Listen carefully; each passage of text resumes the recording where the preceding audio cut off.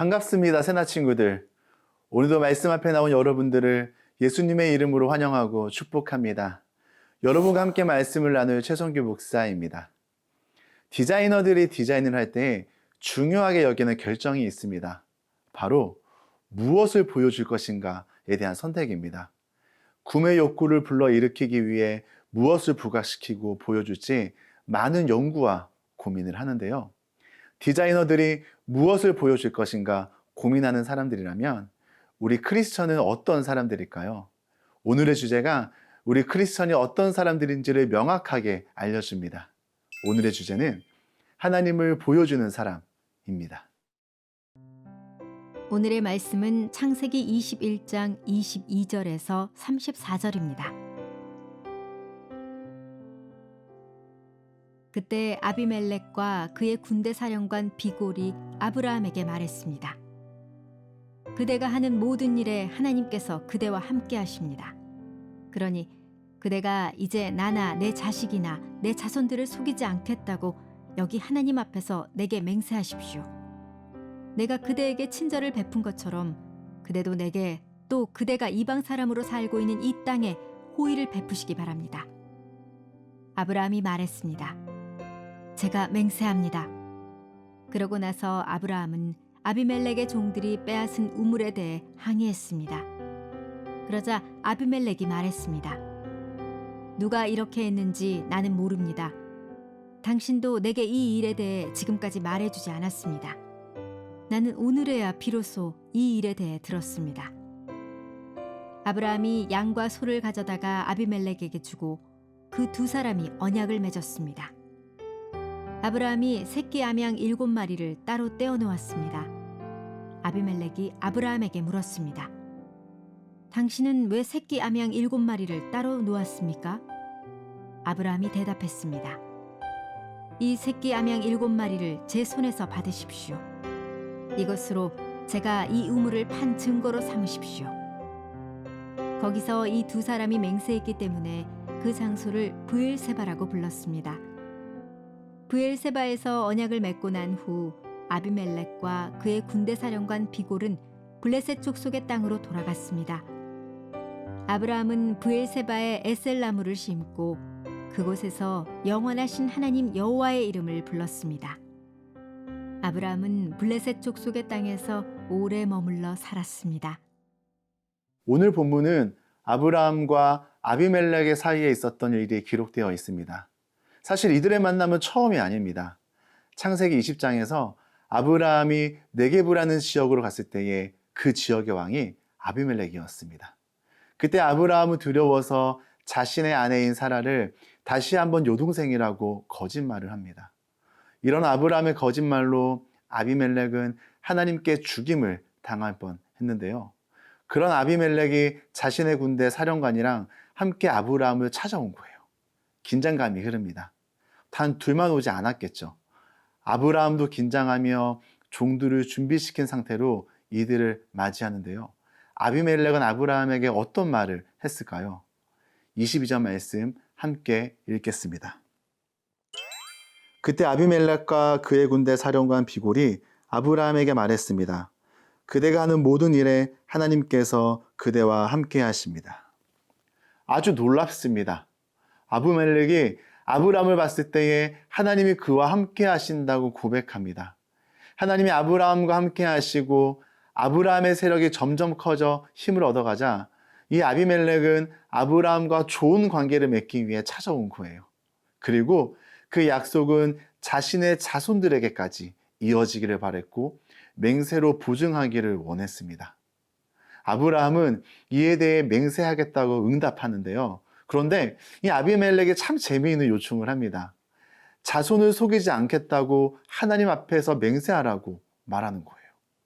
이전에 아브라함의 거짓으로 아비멜렉에 크게 당할 뻔했잖아요. 바로 그 부분을 다시 한번 언급을 하는데요. 이 아비멜렉은 아브라함에게서 정직하지 않던 거짓을 행하는 모습을 봤습니다. 그런데 아비멜렉이 또 무엇을 보았냐? 아브라함과 함께 하시는 하나님을 보았습니다.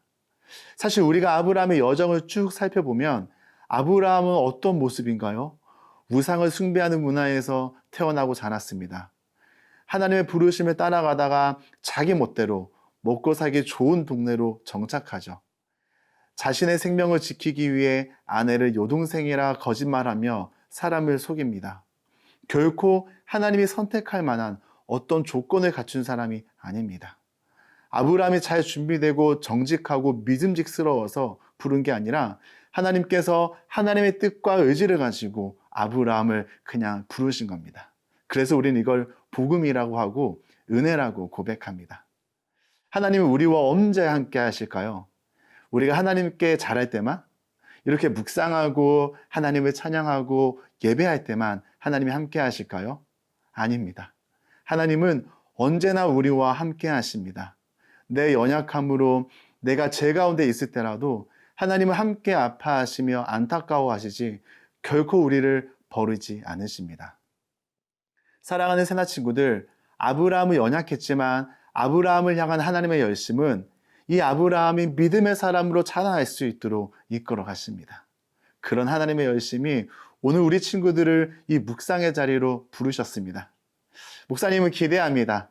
아직은 작고 연약할지 몰라도 하나님의 열심은 우리 친구들의 믿음이 자라나도록 믿어 가실 겁니다. 오늘도 그 하나님을 바라보며 기대하는 우리 새나 친구들이 되길 축복합니다.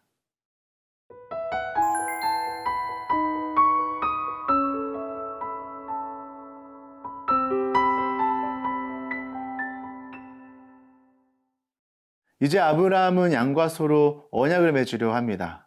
그런데 아브라함이 이 일을 하기 전에 먼저 해결해야 할 문제가 있었습니다. 바로 아비멜렉의 종들이 아브라함의 우물을 빼앗은 일이 있었는데요. 우리는 여기서 아브라함의 달라진 모습을 확인할 수 있습니다. 25절 말씀 함께 읽겠습니다. 그러고 나서 아브라함은 아비멜렉의 종들이 빼앗은 우물에 대해 항의했습니다. 전에는 아비멜렉을 두려워하던 아브라함이었죠.